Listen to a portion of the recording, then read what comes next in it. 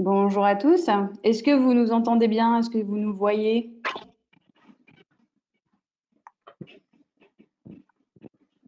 Alors, le chat.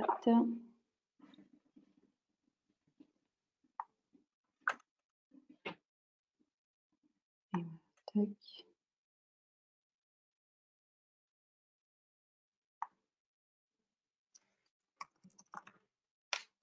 Alors, vous devriez avoir une fenêtre chat pour nous indiquer si vous nous entendez, si vous nous voyez bien, si vous avez des questions aussi pour plus tard. Est-ce que vous voyez cette fenêtre-là?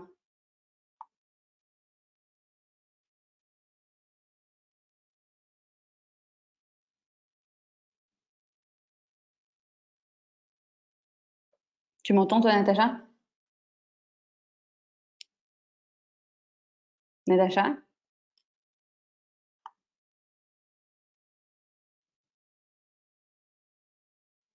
Par contre, moi, je ne t'entends plus. Ok.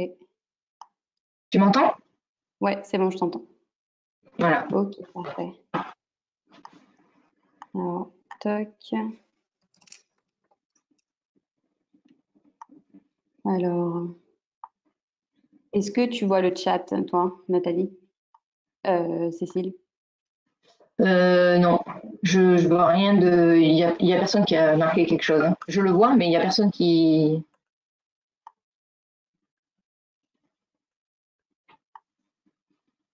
Ah, ok, c'est dans question en fait.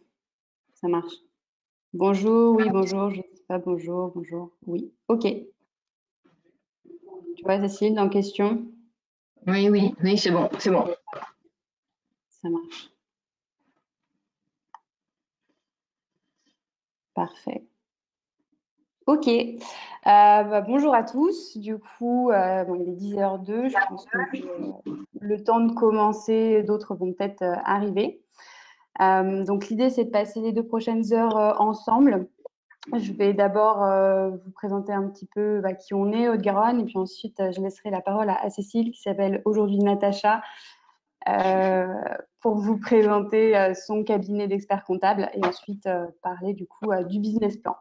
Donc pour ma part, moi je suis Sophie Parizeau, je suis chargée de mission pour Haute-Garonne Développement, qui est l'agence de développement économique de la rive droite de Bordeaux. L'idée, du coup, son objectif, c'est d'accompagner les entrepreneurs sur la création et le développement de leur activité. Donc, ça passe par des accompagnements personnels que vous pouvez avoir avec nous. N'hésitez pas à le faire, contactez-nous par téléphone, par mail, on le fait encore, même en période de confinement. Ça passe aussi par des ateliers qui normalement sont en physique, mais du coup, pour des raisons assez évidentes, on les fait passer en visio. Et on a également tout un accompagnement sous forme de pépinière où on accompagne des startups, enfin des entrepreneurs dans nos locaux et on les accompagne tout au long de l'année. Voilà, donc pour ce qui est de Haute-Garonne Développement, n'hésitez pas à nous contacter, on est là pour ça. Je vais laisser la parole du coup maintenant à Cécile. Donc, bonjour à tous. Moi, je m'appelle Cécile Dominici. Je travaille au sein du cabinet Extensia. Je suis expert comptable associé. Donc, le cabinet Extensia est donc un cabinet d'expertise comptable qui a plusieurs sites sur la Gironde. Et nous avons également des sites sur Paris et dans le Rhône-Alpes à côté de Lyon. Nous, on accompagne donc toutes les entreprises, toutes sortes d'entreprises, hein. Ça peut aller de la profession libérale aux professions du bâtiment, professions dans le conseil, enfin tout type d'entreprise. On les accompagne de la création dans le développement et puis même parfois jusqu'à la fin de l'entreprise, hein, qui peut être soit une dissolution ou une cession. Donc aujourd'hui, en fait, on va se pencher plutôt côté de l'établissement de notre business plan. Qui va comporter en gros 3 axes, hein, dans mon business plan. Ça va être mon premier axe, ça va être mon étude de marché. Je vais faire, j'ai un projet, je vais voir si ce projet il peut avoir un écho auprès de mes clients. Donc en premier lieu, je vais faire mon étude de marché.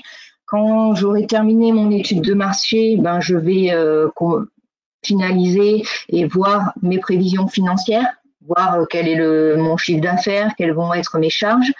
Et après, en fait, dans un dernier volet, j'irai rechercher les financements dont j'ai détecté le besoin.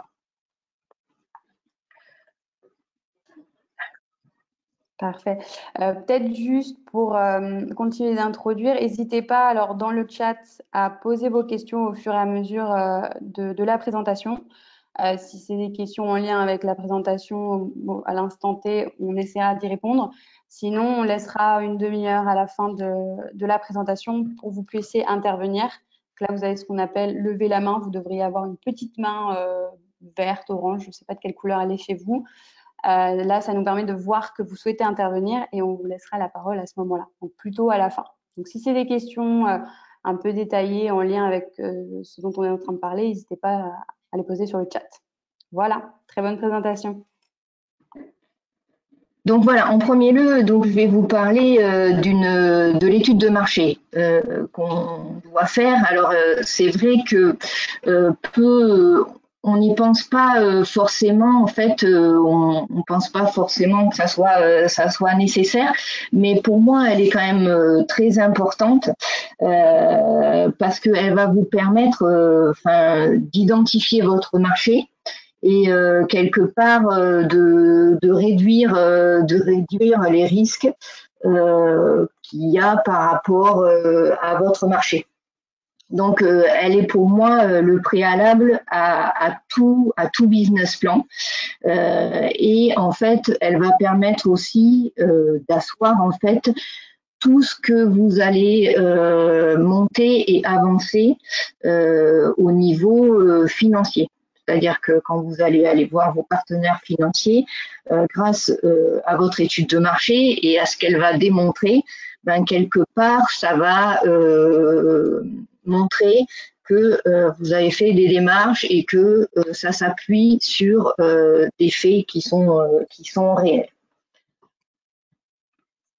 Alors, il y a 4 points clés qu'on doit voir dans une étude de marché. Donc déjà, on doit cibler quel est son marché, la dynamique de mon marché, la taille de mon marché, est-ce que j'ai des concurrents, comment ils se positionnent ces concurrents et comment je vais me positionner par rapport à eux, par rapport à mes concurrents, par rapport à mon marché. Qui vont être mes clients ? Ça c'est important. Est-ce que je vais m'adresser à des clients particuliers? Est-ce que je vais avoir des clients professionnels? Est-ce que je vais avoir des clients particuliers et professionnels?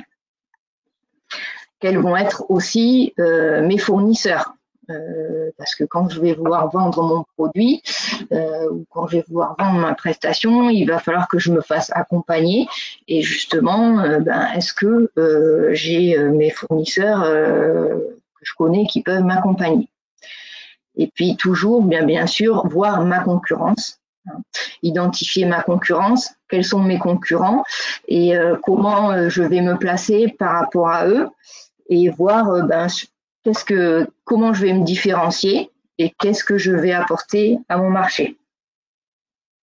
Voilà, donc tout ce que je viens de voir, voilà, c'est quels sont les acteurs de mon marché, les fournisseurs, les organismes, mes sous-traitants et quelle sera ma place au sein de ce marché.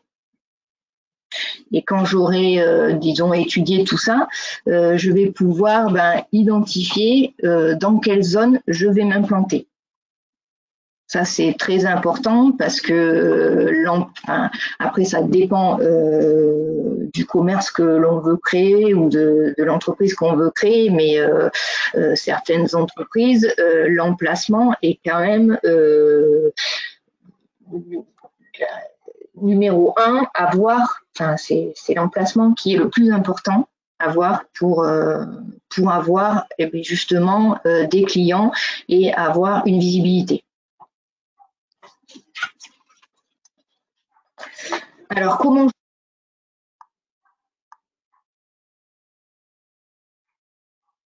comment je vais faire une étude de marché?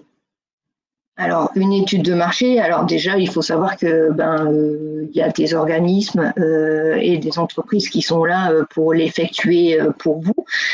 Si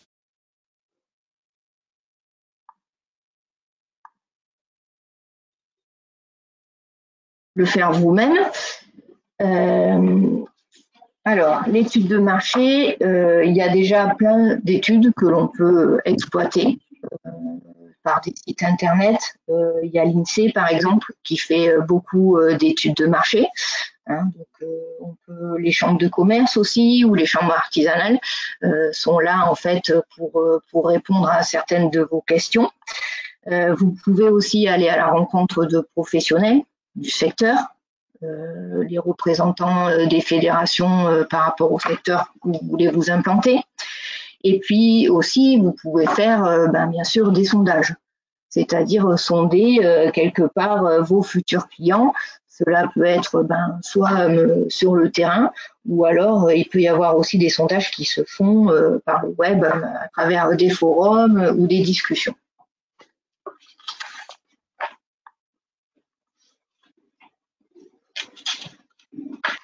Alors, la deuxième partie donc de cette présentation, ça va être, on va dire, plutôt le côté financier. Quand j'ai fait mon étude de marché, j'ai identifié les produits que j'allais vendre, j'ai identifié si j'avais des clients pour cette demande, je vais en fait mettre en place tout le côté financier de mon business plan.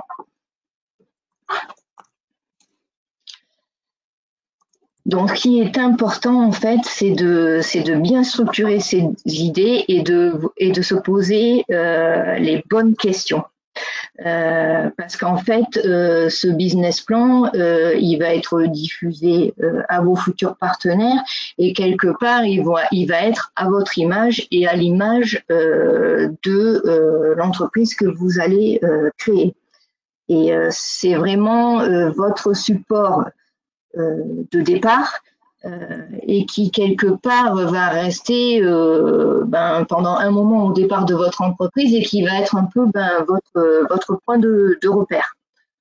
Donc, il est, à mon avis, incontournable parce qu'il va vous permettre d'aller solliciter des financements, de démontrer la faisabilité de votre projet et de voir que en fait vous proposez des produits ou des services qui répondent à une attente des consommateurs et que vous avez en fait aussi élaboré toute une stratégie marketing et de communication qui est cohérente.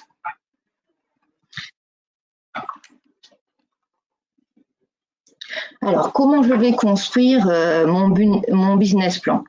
Donc, mon business plan, en fait, il ne faut pas forcément, c'est pas le fait qu'il soit très étayé qui va faire que il va forcément plus être explicite dans votre projet. Il faut qu'il soit simple et documenté. Il faut insister sur le fait que tous les besoins répondent à une offre, qui soit quand même réaliste. Et ça c'est très important en fait, que on montre qu'on ne soit pas trop exagéré dans nos prévisions. Il faut qu'il soit très bien soigné aussi. Il faut faire attention à l'orthographe. Et puis, il faut en fait bien développer, si on a plusieurs hypothèses, bien développer chaque hypothèse de son plan. Alors bien sûr, en fait, comme l'étude de marché, vous pouvez vous faire aider dans ce business plan par un expert comptable qui aura toutes les données comptables et financières que peut-être vous échappent et donc qui pourra vous aider dans son élaboration. Donc, ce business plan, ce qui est important, c'est que souvent, en fait, il va vous permettre de vous présenter aussi, parce qu'il va falloir, en fait, quelque part, vendre son projet, vendre son projet à ses partenaires. Et je pense plus particulièrement, par exemple, aux banquiers, quand vous allez aller chercher des financements, il va falloir pouvoir avoir un support pour se vendre. Alors, il y a le côté financement avec le banquier. Il peut y avoir aussi le côté, quand on recherche des aides au financement, on verra plus tard qu'il peut y avoir des aides de la région ou des communes. Donc, c'est pareil, en fait, souvent, on doit se présenter et valoriser son projet. Voilà, tout ça, en fait, c'est pour avoir une base et pour avoir un écrit qui reste et qui puisse être proposé à vos partenaires. Là, comme vous voyez sur le support, en fait, il y a un petit point sur l'elevator pitch. Je ne sais pas si vous avez déjà entendu ou vu cette façon de procéder, alors qui est plutôt en fait relatif aux startups aujourd'hui, où en fait on rentre dans un ascenseur avec un inconnu et le temps que l'ascenseur monte est souvent qui est très court, qui est moins d'une minute, en fait on doit valoriser son projet et vendre son projet.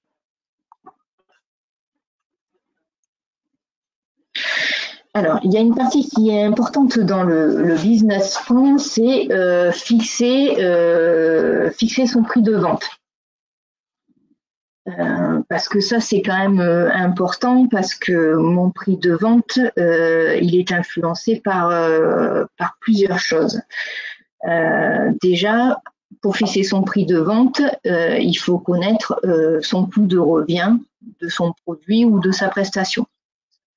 Donc, mon coût de revient, il est composé de plusieurs choses. J'ai un coût d'achat, donc de mes matières premières, de mes fournitures. Je peux avoir un coût de production. En fait, le temps que j'ai utilisé pour produire un produit. Alors, c'est le temps des hommes, mais aussi des machines que j'ai. Et puis, il y a aussi dans ce coût de production le coût des consommables, l'eau, l'électricité. J'ai un coût aussi de distribution qui est dans ma gestion de commandes, les emballages, le conditionnement et le coût du transport. Et puis, j'ai un coût de ma promotion. C'est-à-dire, est-ce que j'ai dû faire de la publicité, de la communication pour ce produit. Et enfin, j'ai mon coût administratif, en fait, qui est le temps de la gestion de mes commandes et de mes clients. Donc ça, c'est quelque chose qui est quand même important, parce que ça va permettre de voir aussi est-ce que je suis rentable, et de connaître aussi qu'est-ce qui compose mon prix. Parfois, on a tendance un peu à oublier ce qui peut composer mon prix. Pour les métiers de service, en fait, c'est à peu près la même chose. Vous voyez, là, sur le support, on vous dit, pour métier de service, il y a le coût horaire, les frais de prospection, les charges courantes et les frais de production du service.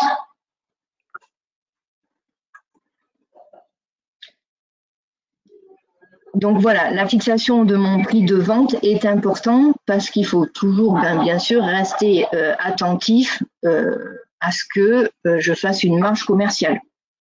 La marge commerciale, en fait, c'est la valeur que j'ai apportée par mon entreprise au coût de revient. Donc, il faut forcément la maîtriser, parce que ça va forcément impacter ma rentabilité. Alors là, on nous dit comment l'améliorer? En augmentant le prix de vente des produits, oui, en augmentant le volume de mes ventes, en réduisant le volume des achats de marchandises ou en réduisant les prix moyens des achats de fournisseurs. Voilà, ça, ce sont quelques pistes. Après, ces quelques pistes, souvent, elles sont impactées par des données qui sont extérieures à mon entreprise. C'est-à-dire que oui, j'ai une mauvaise marge, j'augmente mon prix de vente, mais attention, j'ai des concurrents, je dois faire attention à eux, combien ils vendent leurs produits, et à moi, pas être trop au-delà ou en deçà, c'est qu'il y a un problème. Après, ça peut se justifier, je peux vendre mon produit plus cher parce que j'ai une qualité différente, parce que j'ai un service différent, donc voilà. Mais toute cette étude est importante parce que justement, après, par ce prix de vente, je vais pouvoir déterminer quel chiffre d'affaires prévisionnel je vais avoir.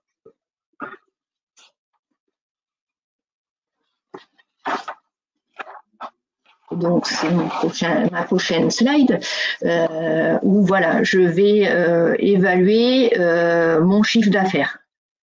Donc, mon chiffre d'affaires, je l'estime par rapport, soit, je sais pas, par exemple, je sais que j'ai un restaurant, j'ai un repas moyen, j'ai déjà déterminé mon coût de mon repas, donc je vais m'appliquer une marge et du coup, je vais estimer le nombre de repas que je vais faire par jour et du coup, je vais arriver à estimer mon chiffre d'affaires. Donc toujours, voilà, en regardant quelle est la position de mes concurrents, qu'est-ce que j'ai comme part de marché, et bien sûr, est-ce que ce chiffre d'affaires va me permettre de couvrir mes dépenses. Alors, ce chiffre d'affaires, en fait, il est impacté, voilà, par, comme je vous disais, par des données extérieures. Et soit on peut voir les prix en recherchant par rapport à ses concurrents et avoir son placement par rapport au marché. Voilà, et dans le slide, on vous rappelle que on peut connaître en fait aujourd'hui les chiffres d'affaires de ses principaux concurrents par certains sites, par exemple Infogreffe ou société.com.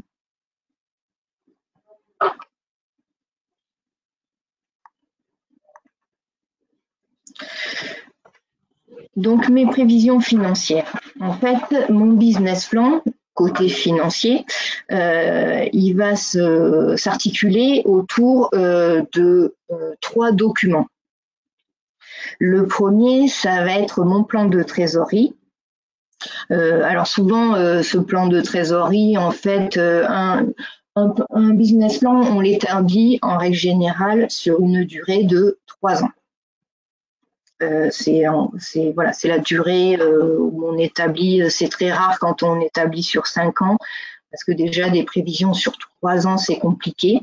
Donc sur 3 ans c'est bien. Donc on va établir ce plan de trésorerie sur 3 ans et de manière mensuelle. Donc le plan de trésorerie en fait il me permet de voir tous mes encaissements et mes décaissements, mois par mois. Voilà. Et donc, en fait, voilà, on récapitule tous les mois et toutes les charges et tous les produits que je vais avoir. Mon compte de résultat prévisionnel, en fait, qui est le deuxième document, il va permettre de récapituler tous mes produits, mes recettes et toutes mes dépenses, mes charges. Et donc, ça va me permettre d'établir un résultat. Alors, le compte de résultat, vous allez me dire, c'est pareil que mon plan de trésorerie. Alors, non, parce que, par exemple, dans mon plan de trésorerie, je n'ai que l'encaissement et les décaissements de charges qui sont TTC, alors que dans mon compte de résultat, j'ai des charges et des produits qui sont des charges et des produits hors taxe. Et dans mon compte de résultat, je peux avoir des charges qui ne sont pas réellement décaissées. Je pense particulièrement à mon amortissement, par exemple, qui sont des données calculées et qui ne sont pas des données décaissées. enfin, le troisième axe, ça va être mon plan de financement. C'est-à-dire que j'ai déterminé tous les besoins que j'avais pour monter mon entreprise, pour faire mon projet. Qu'est-ce que j'ai besoin comme investissement? Qu'est-ce que je vais avoir besoin d'acheter comme machine, comme outil? Qu'est-ce que je vais avoir besoin d'acheter comme stock? Si je monte un magasin, une épicerie, quelle va être la valeur de mon stock? Donc ça va être le plan de financement plutôt côté besoin. Donc quand j'ai déterminé l'ensemble de ces besoins, il va falloir que je trouve les ressources. Et donc voilà, mon plan de financement, il est composé de mes besoins et de mes ressources. Et quelque part, il doit être équilibré. S'il est déséquilibré, c'est qu'il y a quelque chose qui ne va pas.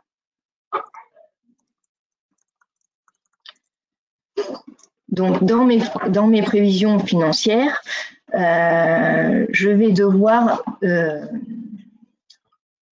déterminer mon besoin en fonds de roulement, mon fonds de roulement, et donc ce qui en découlera, ma trésorerie.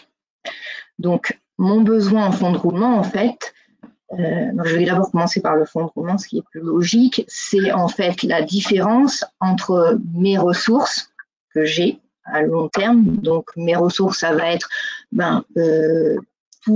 moi, ce que j'ai apporté en tant que créateur dans mon entreprise, plus mes dettes que j'ai fait auprès de mes partenaires financiers, moins en fait tous les actifs que j'ai achetés. Donc les actifs, ça va être les équipements, les machines, les logiciels, voilà. Donc ça va déterminer mon fonds de roulement. Donc à la base, mon fonds de roulement, il doit être positif, en fait, parce que il y a un surplus qui doit rester de mon fonds de roulement qui va pouvoir permettre de financer mon besoin en fonds de roulement. Et mon besoin en fonds de roulement, en fait, il est déterminé par quoi? Il est déterminé par mes stocks et par mes créances clients et mes crédits fournisseurs. Donc, c'est vrai qu'en fait, il y a souvent un décalage. Il peut y avoir un décalage entre le moment où mes clients me paient et le moment où je paie mes fournisseurs.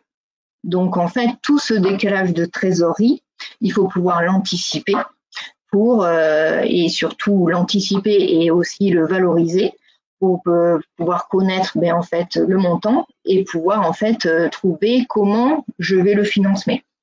Et surtout en fait au départ d'une entreprise, c'est très important en fait de connaître ces données. C'est-à-dire qu'est-ce que j'ai besoin en fonds de roulement et quel va être mon besoin en fonds de roulement. Et en fait, ça va déterminer la trésorerie dont j'aurai besoin.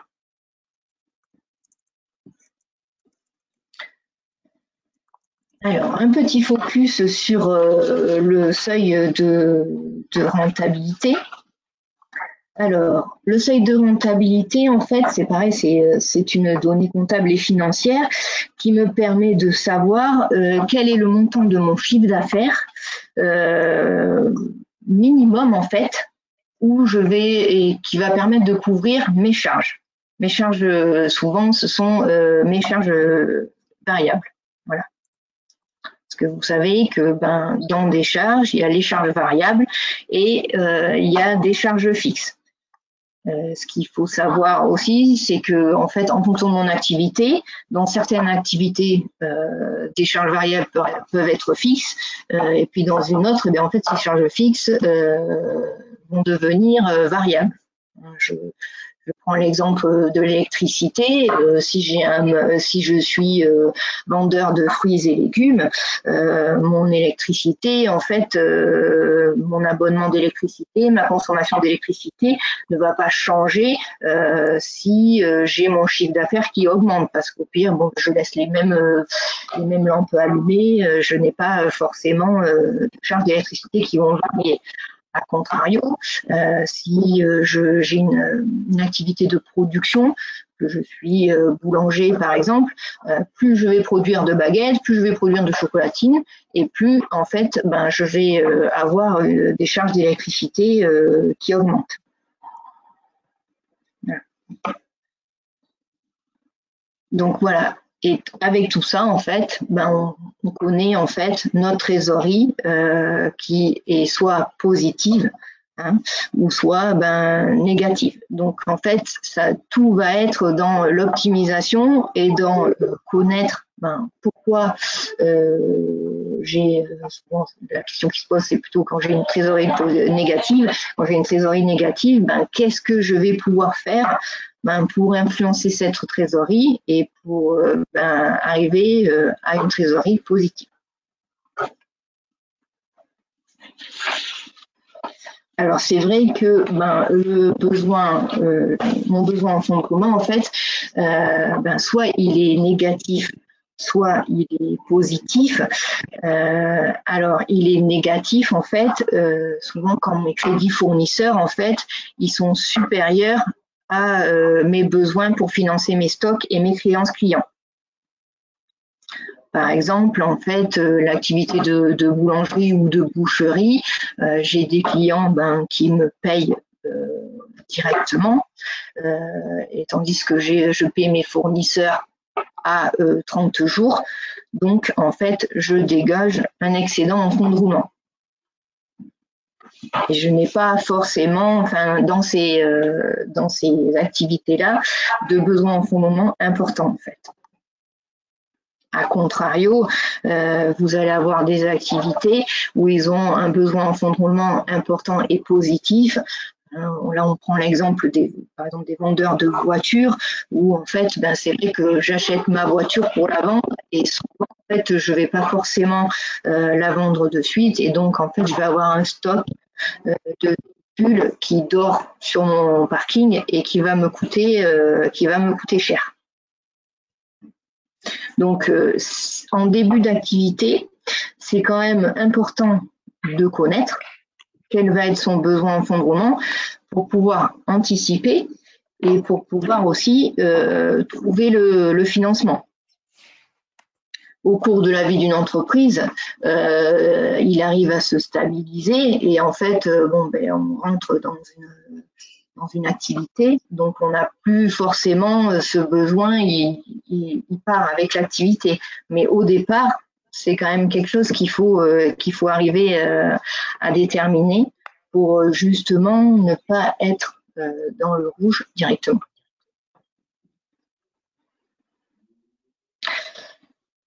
Alors, quand j'ai fait mon business plan, à travers ce business plan, j'ai déterminé les financements dont je vais avoir besoin.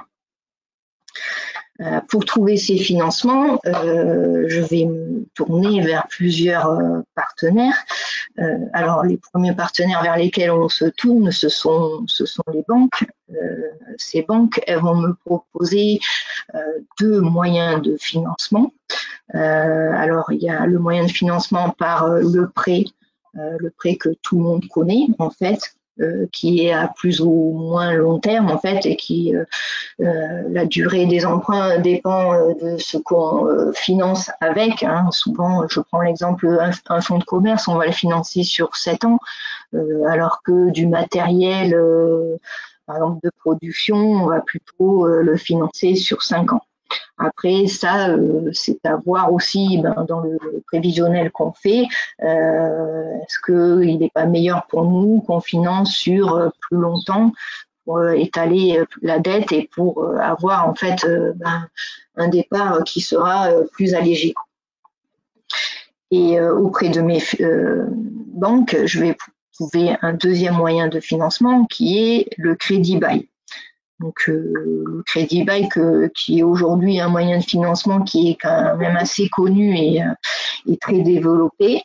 Donc, en fait, où je paye un loyer mensuel pour financer un achat. Alors, c'est plutôt dans ce cadre-là du mobilier. Hein. On le fait aussi sur de l'immobilier, mais c'est quand même plus rare. Donc c'est plutôt sur de l'acquisition de machines, donc où je vais payer un loyer mensuel. Et à la fin du contrat, ben, j'aurai une option d'achat que je lève ou que je ne lève pas. Voilà. C'est vrai que ce moyen de financement, en fait, il est utilisé parce qu'en fait, les banques demandent moins de garanties pour ce moyen de financement, puisque jusqu'à la fin du contrat et jusqu'à la levée d'options, la banque reste propriétaire du bien. Donc en fait, elle a la garantie par la propriété du bien. Les deuxièmes partenaires que je vais avoir, c'est tout ce qui est partenaires qui vont me donner des aides et des subventions aux créateurs, donc par l'intermédiaire de l'État ou des régions, voilà, ou par l'intermédiaire de partenaires aussi privés. Donc c'est quand même des choses à explorer et à voir, parce qu'il peut y avoir en fait certaines aides qui sont intéressantes et qui vous permettent en fait de vous lancer sans avoir à rembourser le montant de l'aide. Et puis après, il y a tout ce qui est côté donc garantie. Et du coup qui vous permet en fait d'avoir des garanties pour vos emprunts, de la CIAJ ou par exemple le fonds de garantie France Active.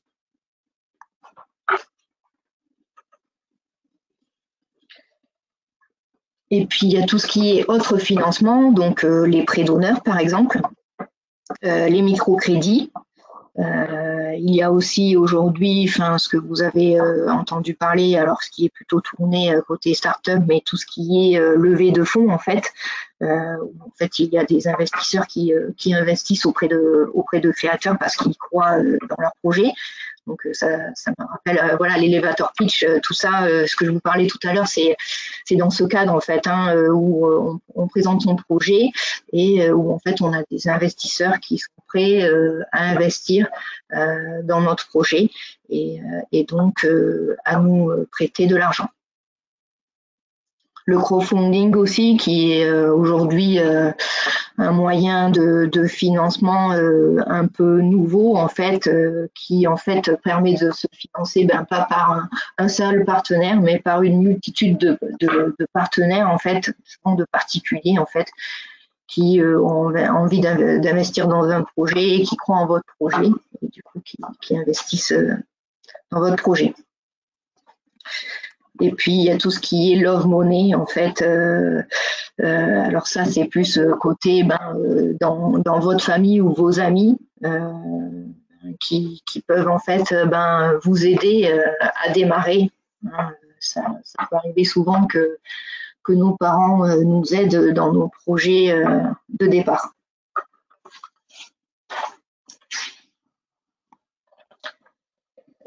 Ce qui est important de savoir en fait, c'est que vous trouverez des partenaires financiers que si vous avez fait un apport personnel dans votre entreprise. Si vous montrez à vos partenaires que vous avez amené de l'argent dans votre entreprise, quelque part, ça veut dire que vous croyez en votre projet. Donc aujourd'hui, il est nécessaire d'avoir un apport personnel. On ne peut plus aujourd'hui trouver de financement en fait sans avoir fait un apport personnel. Mais c'est quand même important parce que si vous allez voir une banque, elle va forcément vous demander en fait quel est le montant de votre apport. Alors ils seront toujours plus intéressés par un apport qui soit le plus élevé possible, mais on dit que en fait il faut avoir entre 10 et 20% du montant du financement qu'on demande en apport personnel. C'est aujourd'hui une règle qui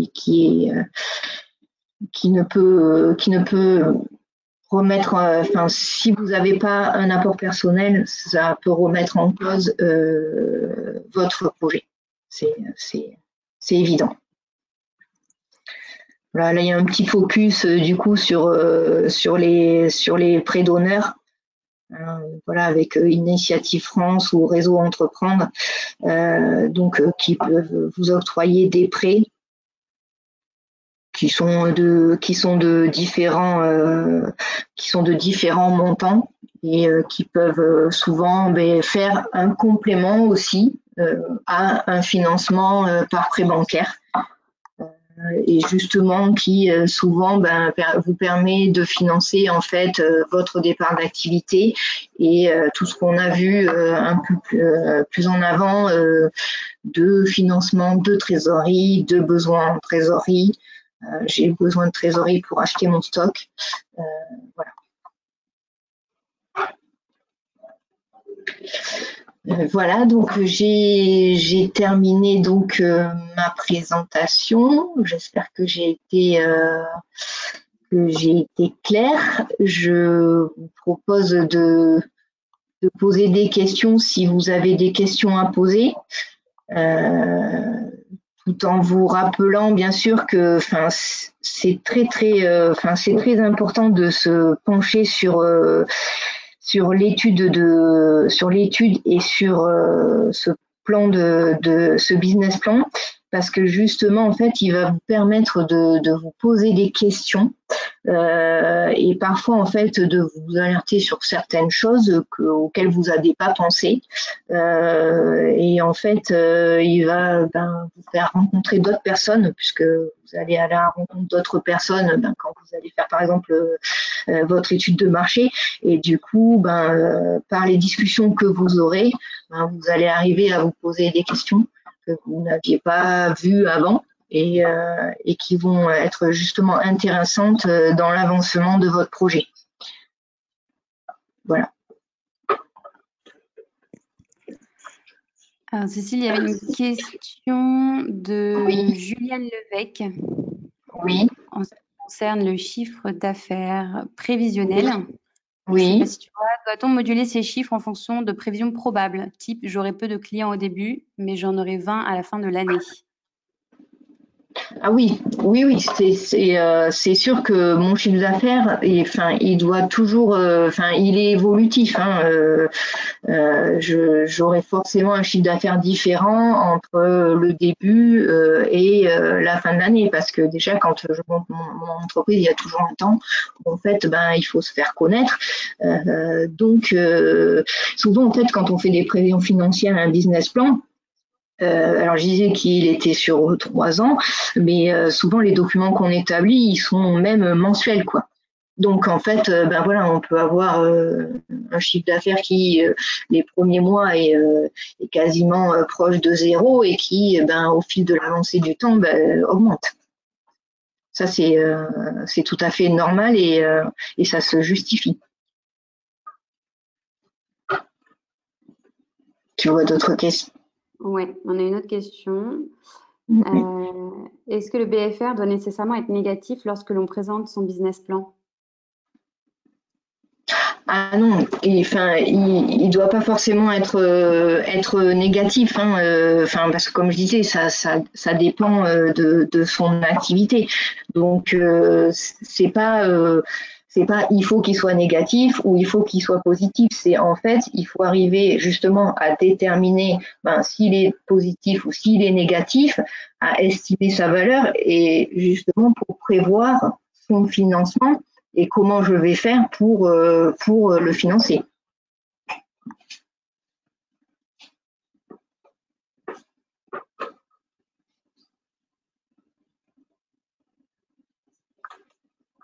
Ok. Est-ce qu'il y a d'autres questions que vous avez, des interrogations?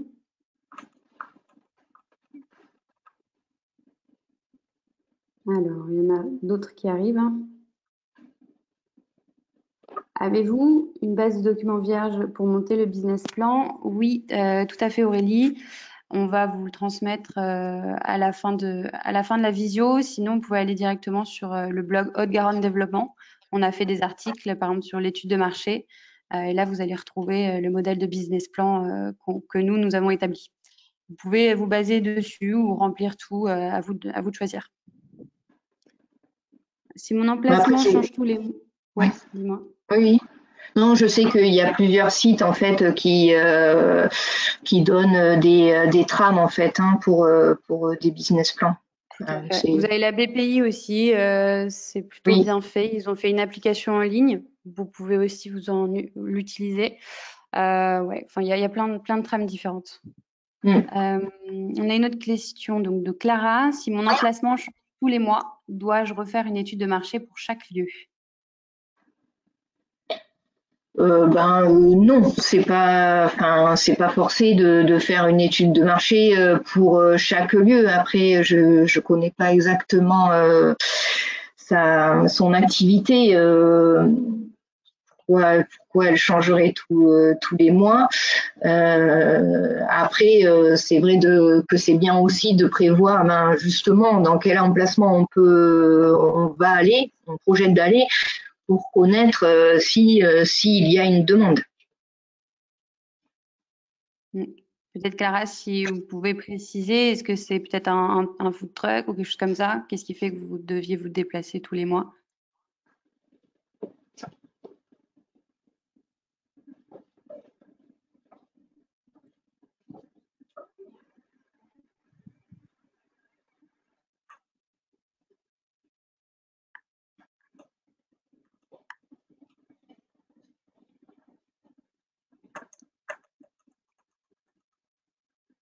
Il n'a pas répondu. Si. Food truck avec des planches et des boissons. Des planches et des boissons avec des produits de la région précédente. Ah, ok. Alors après, je pense que quand on veut développer une activité de food truck, alors c'est sûr qu'on peut changer tous les mois ou même il y en a qui changent toutes les semaines. Mais vous allez forcément en fait c'est comme une tournée quoi. Vous revenez sur les emplacements que vous avez déjà eus.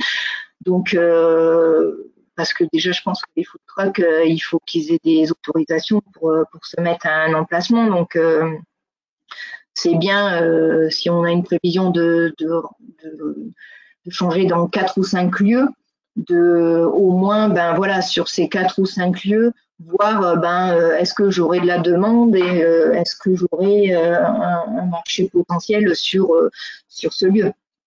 Après, c'est sûr que peut-être que avec l'habitude, il y a certains lieux qu'on pourra abandonner parce que il n'y a pas la demande ou parce que ça répond pas à l'attente des consommateurs qui sont sur place. Mais après, c'est sûr que si on change de lieu, c'est quand même bien de voir pour chaque lieu est-ce que j'aurai une demande à mes produits.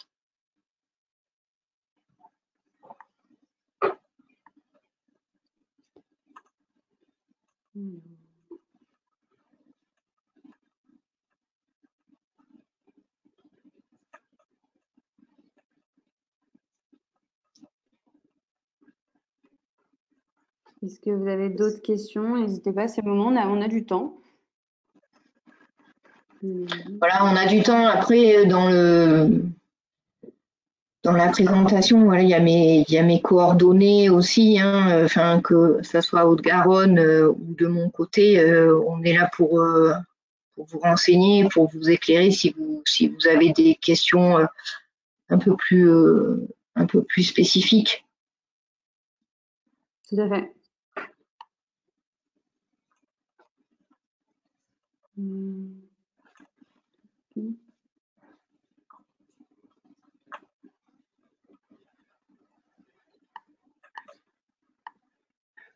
Je vois que Aurélie a levé la main. Alors, est-ce que c'est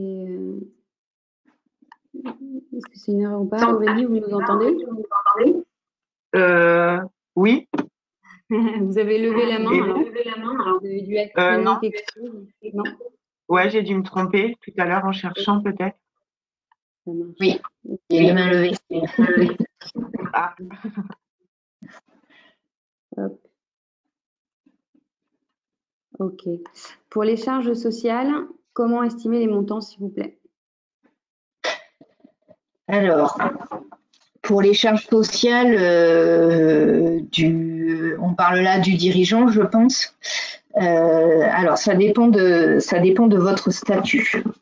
Les charges sociales, c'est un vaste sujet. Si vous voulez, si on est dans un statut, on va dire non salarié, gérant d'une URL ou SARL, on est dans un statut travailleur non salarié. Donc, on va dire que mes charges sociales, elles sont de l'ordre de, on va dire, entre 40 et 45% de la rémunération que je me prends. Donc, je me prends 1 000 euros, je vais avoir voilà 450 euros de charges sociales. Si mon statut de dirigeant est différent, je pense notamment en fait au président de SAS ou de SASU. J'ai un statut qui est différent parce que j'ai un statut qui est assimilé salarié. Donc, mes charges sociales sont plus importantes. Pour donner un exemple, si je prends 1 000 euros de rémunération nette, j'aurai des charges sociales de l'ordre de 800 euros. Donc vous allez me dire, c'est un coût qui a doublé. Ce qu'il faut voir, c'est que en fait derrière les statuts, il y a une histoire de coût, mais il y a aussi un regard à porter sur les droits.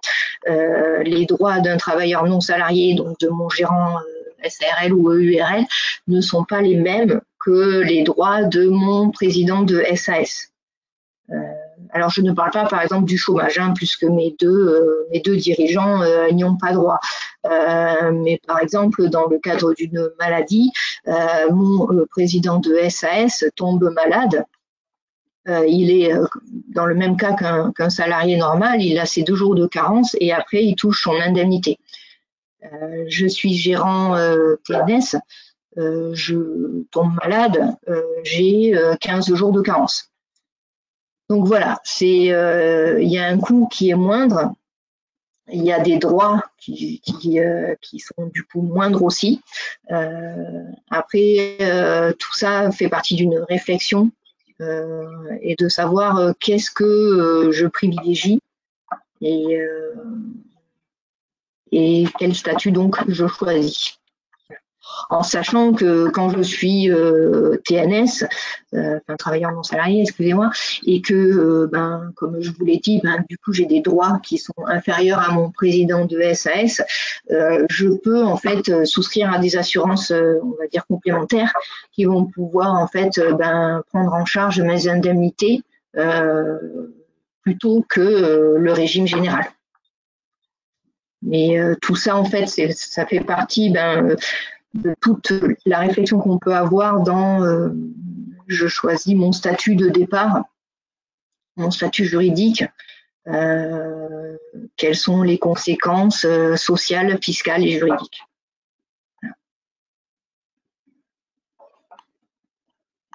Ok. Alors, c'était bien effectivement les charges sociales du dirigeant. Et donc, Manuel nous demande, existe-t-il un modèle de business plan particulier pour une activité agricole?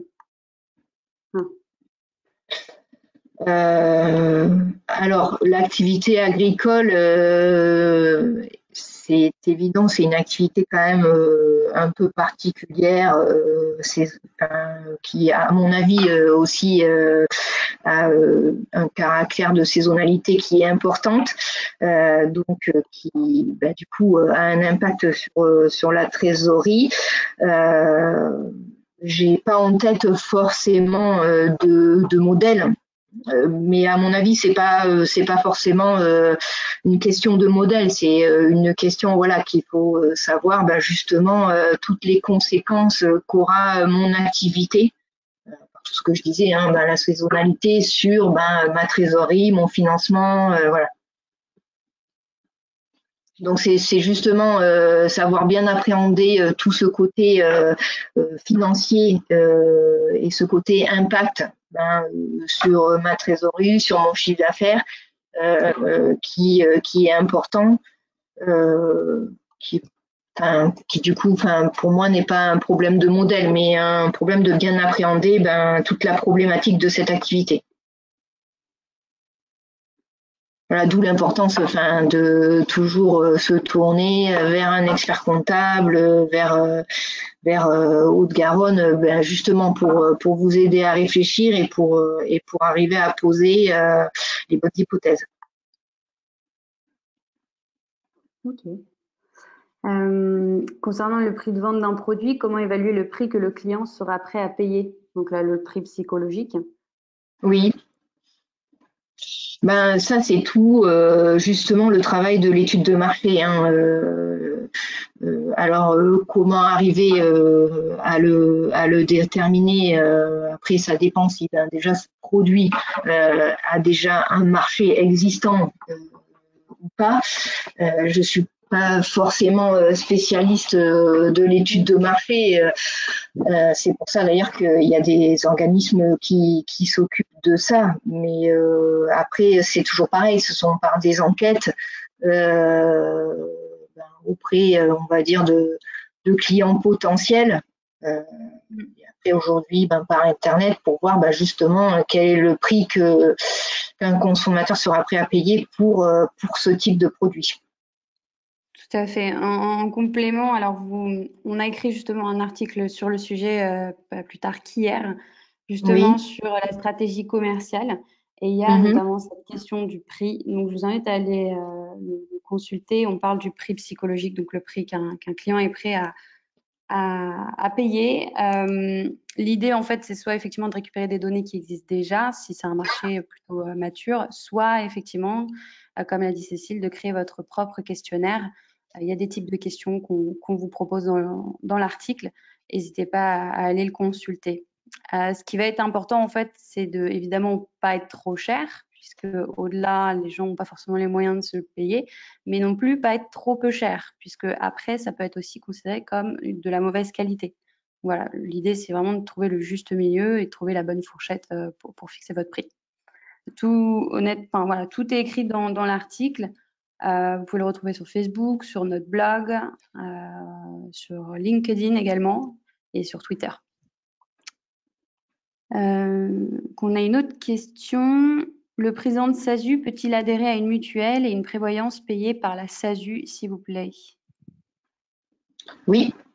Donc le président de SASU cotise ou cotisations qui sont obligatoires suivant en fait la convention collective dont il dépend et en fait il peut cotiser à une mutuelle qui est prise en charge par son entreprise. Il n'y a pas de souci.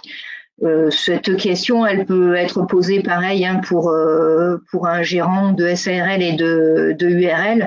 Et là, pareil, pas de souci. En fait, il y a des contrats de mutuelle, alors qui doivent répondre en fait à certaines conditions, mais qui peuvent être pris en charge par la société et qui sont des charges déductibles.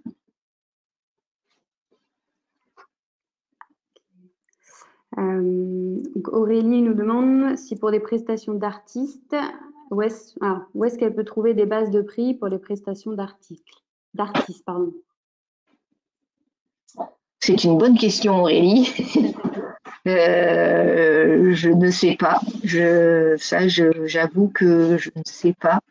Sophie, est-ce que tu as une idée ou C'est une réponse, c'est une question auquel on a souvent le droit. L'idée, c'est vraiment d'aller chercher sur le marché qui existe déjà. Donc là, ça dépend de la prestation d'artiste que vous effectuez. Mais vous pouvez soit vous renseigner effectivement sur les moteurs de recherche, même peut-être l'INSEE, soit carrément aller voir vos concurrents et aller directement leur demander quel forfait ils utilisent, quel prix ils proposent et faire vous-même en fait votre enquête. C'est le plus cohérent entre guillemets, c'est vraiment d'aller chercher l'information auprès de ces concurrents-là, ou en tout cas de gens qui font un service qui se rapproche du vôtre. Voilà, donc ça va dépendre évidemment de votre prestation. Il n'y a pas de bonne réponse, je pense, à cette question. Est-ce que vous avez dit que les organismes quels sont les organismes qui font les études de marché? Quels sont les organismes qui font des études de marché? Alors, il y a des organismes qui sont privés, qui font des études de marché. Nous, à Extension, on travaille avec un organisme, je pourrais vous donner le nom, mais après, ce sont plutôt des sociétés privées. Hein, après, les études de marché que je vous ai mis dans le support, c'est des études de marché qui sont visibles sur Internet. Après, l'avantage d'une étude de marché qui vous est vraiment destinée, c'est que elle est vraiment appropriée à votre marché, à votre produit, voilà. Ok. Est-ce que la stratégie marketing doit être abordée dans le business plan? Bien sûr. Oui. Oui, bien sûr. Je l'ai dit, je pense à un moment, c'est marqué dans le support. C'est même très important. Aujourd'hui, le marketing, c'est partie intégrante de votre projet parce que en fait, ça démontre, vous avez votre produit, quels sont les efforts et tout ce que vous allez mettre en place pour pouvoir le vendre. Donc aujourd'hui, oui, ça fait partie intégrante du business plan. Ça fait partie de votre projet. Et ça montre que vous avez réfléchi à votre projet et que vous savez déjà comment vous allez développer votre activité et quels sont les réseaux que vous allez mettre en place pour développer votre activité.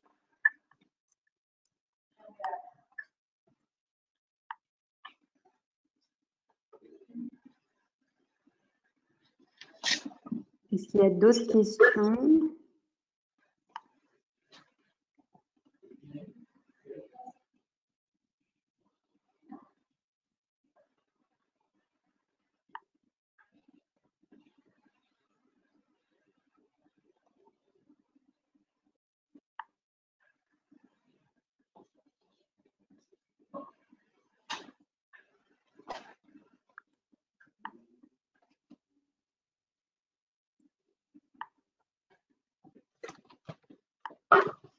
Ok.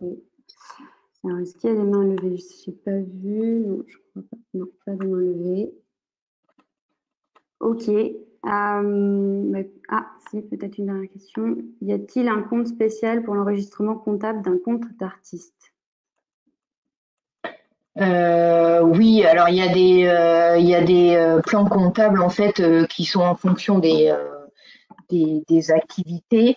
Mais après ça, vous en avez pas forcément besoin pour le business plan. Mais oui, il y a des plans comptables qui sont plus en fonction de l'activité. Je prends un exemple, les comptes de la classe 7, il peut y avoir différents comptes. Si on vend des marchandises, c'est pas le même compte que si on fait des prestations. Mais c'est pas forcément quelque chose. On renseigne pas le plan comptable dans son business plan.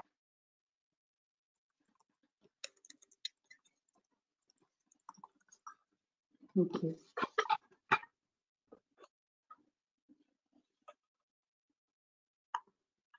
Est-ce qu'on a répondu à toutes vos questions? Est-ce que vous avez des dernières interrogations? Vous pouvez retrouver en tout cas le document que vous a présenté Cécile sur la droite, document à distribuer, vous pouvez le télécharger.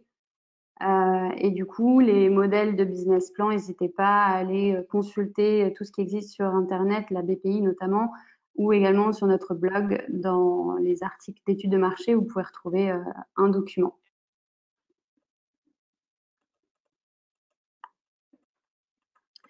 Une dernière question. Est-ce qu'il est préférable de le mettre en capital pour une SASU ou en apport compte courant, s'il vous plaît? Alors, En apport perso, pardon. oui.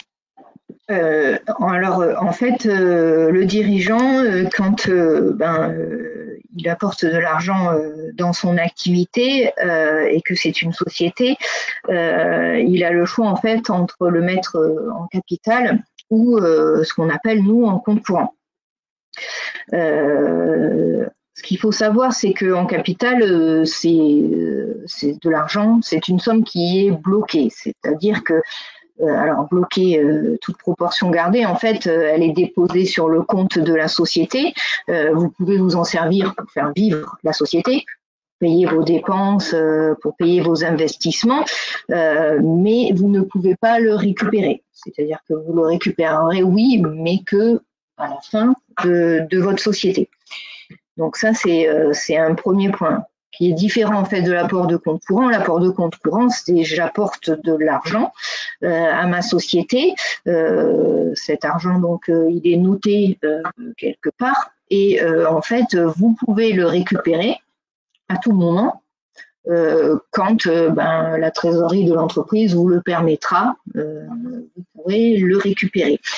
Ce qu'il y a, c'est que si justement je mets plus d'argent dans mon capital, je montre à tous mes partenaires en fait que je crois à mon activité et donc que je suis prêt à mettre de l'argent et à le bloquer. Donc en fait, si vous voulez, c'est toujours pareil, ça dépend de l'activité et ça dépend du besoin de financement que vous avez pour cette activité. Mais c'est vrai que on peut avoir des cas où votre partenaire financier, par exemple votre banque, peut vous dire, en fait, je ne sais pas, si au départ vous aviez prévu d'amener 10 000 euros, 5 000 euros en capital et 5 000 euros en apport en compte courant, la banque va vous demander de mettre ces 10 000 euros en capital. Donc en fait, c'est quelque part un gage de sécurité pour les partenaires. Voilà. Donc c'est un apport qui est différent. Voilà, un qu'on peut récupérer qu'à la fin, un autre qu'on peut récupérer au cours de la vie de la société sans problème. Mais après, en fait, pour des questions de faisabilité et de suivi de partenaires, on va vous demander d'investir et de le mettre en capital. Voilà. Après, ce qu'il faut savoir quand même, c'est qu'au départ d'une société, quand on crée une société, il y a quand même des frais qui sont, on va dire, quelque part incompressibles de départ, sans parler de financement de l'exploitation, des frais de création de société, des frais d'enregistrement. Et pour moi, en fait, ce montant de frais, il détermine le montant minimum de capital qu'on doit avoir. Voilà. Mais il n'y a pas forcément de règles non plus.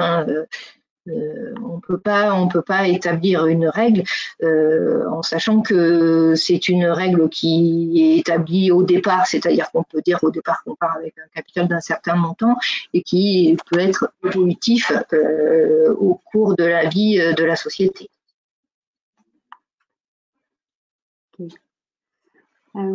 Quelles sont les références de votre blog? Alors du coup, vous pouvez aller sur hdgdev.com, sinon vous tapez sur Google Haute-Garonne Développement.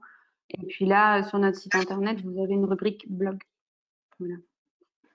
Une autre question, donc lorsque l'on présente notre projet à des investisseurs, est-ce que l'on peut faire appel à notre expert comptable pour nous assister lors de la présentation du projet? Alors oui, c'est possible en fait. Il n'y a pas de souci à ça. Hein. Il y a certaines personnes qui préfèrent aller seules, d'autres accompagnées. Donc oui, ça fait partie de notre accompagnement dans un projet, de vous assister lors de vos rendez-vous avec vos partenaires financiers. Ok. Ce qu'il faut savoir, c'est que par exemple, nous, en fait, à Extensia, on a en fait une offre où on peut vous recevoir pour mettre en place ce business plan et vous accompagner dans sa rédaction et dans son projet. Et puis après, en fait, si on travaille ensemble, en fait, nos honoraires sont revisés et sont adaptés en fonction si après on travaille ensemble dans le cadre d'une mission comptable récurrente.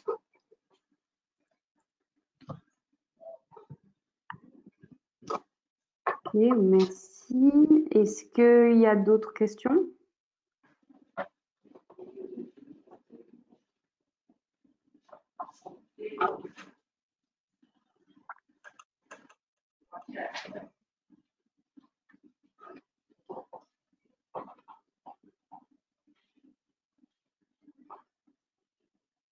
Okay.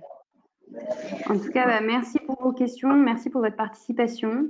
N'hésitez pas, donc, comme l'a dit Cécile, à nous recontacter, donc soit Cécile, soit nous, Haute-Garonne Développement. Et puis, on espère que cette présentation vous aura servi et on espère vous revoir très vite. Bonne journée à tous. Merci, bonne journée à tous, au revoir.